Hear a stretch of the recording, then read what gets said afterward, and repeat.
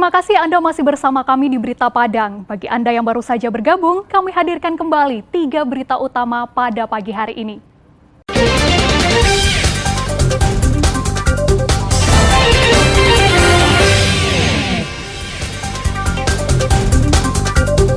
Pria di Payakumbuh nekat kirim ganja dengan ekspedisi. Badan Narkotika Nasional Provinsi Sumatera Barat musnahkan puluhan kilogram ganja. Mendekati perayaan Natal, warga Mentawai mulai memadati pelabuhan untuk mudik.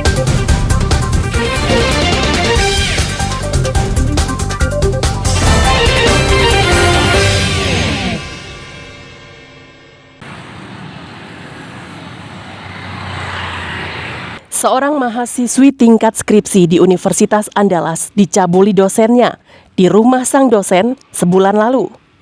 Kasus ini terkuak setelah sang mahasiswi membeberkannya di media sosial.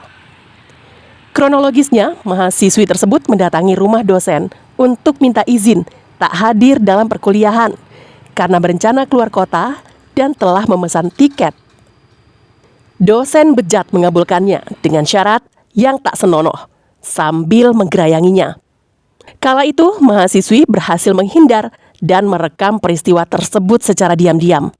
Dari kelihatan minta sungguh itu salah dia buat dia untuk ngapi dia buat mengapa? Nggak ada yang menyingkirkan, nggak ada karena buat apa. Maaf di, nggak baru pak sekali lagi. Aksi dosen itu pun dikecam mahasiswa. Badan Eksekutif Mahasiswa Fakultas Ilmu Budaya Universitas Andalas menuntut Rektor Universitas Andalas memecat dosen yang tak bermoral.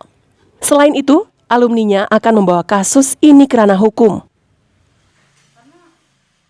Dan untuk korban sendiri, di sini kami berupaya untuk membantu korban dan juga menghadirkan bantuan dan pendampingan untuk korban sendiri. Menindak keras dan mengimplementasikan yang peraturan yang ada, di mana korban akan mendapatkan haknya dan terduga pelaku juga akan mendapatkan sanksinya seperti itu. Kita akan mengawal kasus ini dan akan juga melakukan hal yang terbaik bagi adik-adik yang menjadi korban nantinya. Bahkan kami juga akan mendatangkan atau membawa pakar hukum atau pengacara yang terbaik bagi adik-adik ini yang ingin melaporkan kasus ini. Dan oknum tersebut kalau bisa dipecat atau dipidanakan. Namun sayang, Satgas Pencegahan dan Penanganan Kekerasan Seksual Universitas Andalas memilih diam. Hubungan telepon yang kami lakukan tak pernah direspons. Bahkan permohonan yang kami sampaikan melalui pesan di media sosial juga tak digubris. Dari Padang, Alfi melaporkan.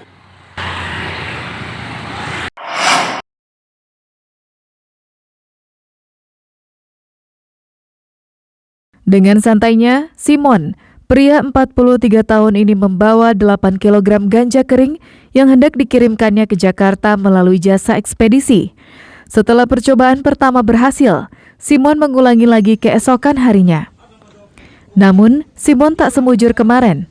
Aksinya ketahuan setelah barang haram itu terdeteksi saat pemeriksaan di Bandara Internasional Minangkabau. Saat hendak mengirim kembali 1 kg paket ganja ke Nusa Tenggara Timur, petugas ekspedisi langsung menghubungi polisi. Sembari menunggu polisi datang, petugas memperlambat proses administrasinya. Setelah ditangkap, polisi membawa tersangka ke rumahnya di Kecamatan Situju Limonagari, Kabupaten 50 Kota, untuk mencari barang bukti lain. Tepat di semak belakang rumahnya, ditemukan 1 kg paket ganja kering. Selanjutnya, polisi menggeledah rumah dan menemukan 5 kg paket ganja yang disimpan di dalam lemari. Total 15 kg ganja yang dimiliki tersangka, yang diakuinya dipesan dari seorang pengedar di Panyabungan, Sumatera Utara. Pengungkapan ini berawal dari hasil penyidikan anggota bahwasannya ada pengiriman ganja kepada pembeli melalui paket di daerah Payakumbuh.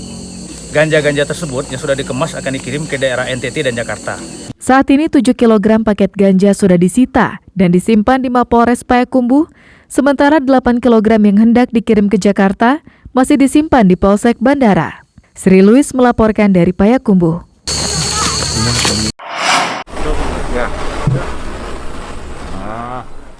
Badan Narkotika Nasional Sumatera Barat Selasa siang memusnahkan barang bukti narkoba ganja kering dan sabu-sabu. Sebanyak 93 kg daun ganja kering dan 194 gram sabu-sabu merupakan barang bukti dari 6 kurir jaringan antar lapas yang ditangkap di Pasaman. Pemusnahan barang bukti narkoba ini dilakukan di halaman kantor BNN Sumbar dan disaksikan ke-6 tersangka.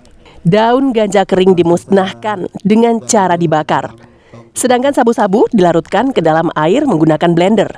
Menurut Kepala BNNP, Sikra Gaos, pihaknya terus berupaya keras membasmi peredaran narkoba di Sumatera Barat ini.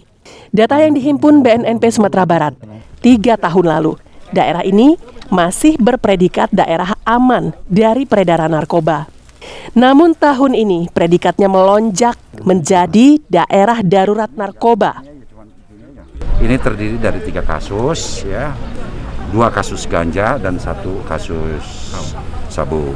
Kolaborasi antara BNN dan Kemenkumham cukup baik, makanya kita bisa mengungkap pelakunya ini masyarakat binaan yang ada di LP tersebut. Pelaku kita ini kan 6 orang, ya. Untuk sabu 1 orang, untuk ganja 5 orang. Pertengahan 2019 ke bawah, Sumbar ini hijau terhadap narkoba. Pertengahan 2019 ke atas, Sumbar ini merah. Kakanwil Kementerian Hukum dan HAM Sumbar, Andika Dwi Prasetya membenarkan adanya peredaran narkoba di lembaga pemasyarakatan seperti yang diungkap BNNP ini. Tadi ada beberapa orang warga binaan yang ternyata tidak mampu, sehingga mereka masih melibatkan diri dalam kapasitas sebagai penghubung. Namun kita tetap akan menindak tegas. Salah satu contoh, beberapa hari lalu kami memindahkan 3 orang narapidana berisiko tinggi ke lapas super maksimum security di Nusa Kambangan. Termasuk yang 2 orang kita pindahkan Nusa Kambangan itu adalah mantan pegawai kami. Pemusnahan barang bukti narkotika ini turut disaksikan Kejaksaan, Kanwil Hukum dan HAM, Balai POM, Koramil, serta Bea Cukai Teluk Bayur. Alfi melaporkan dari Padang.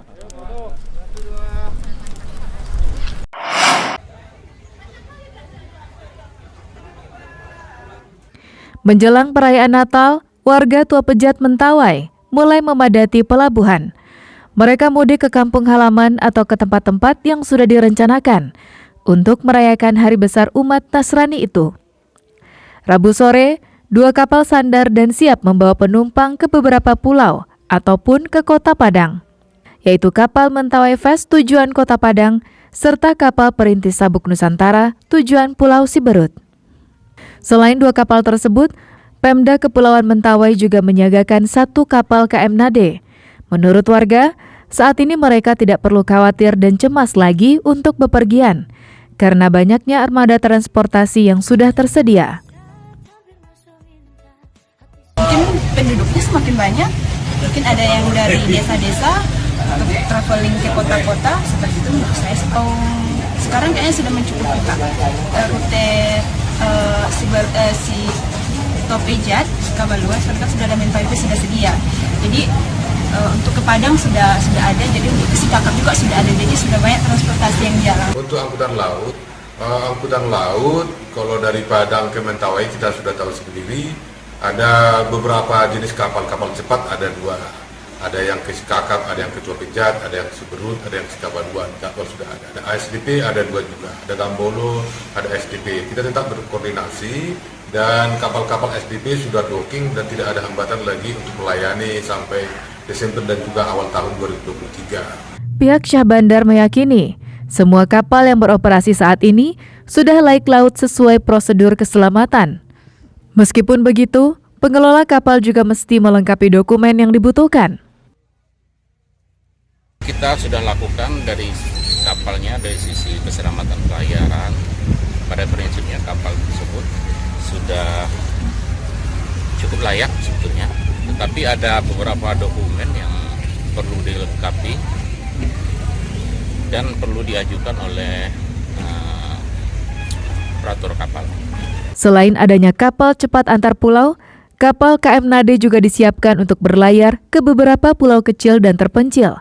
Beni Eka Putra melaporkan dari Mentawai.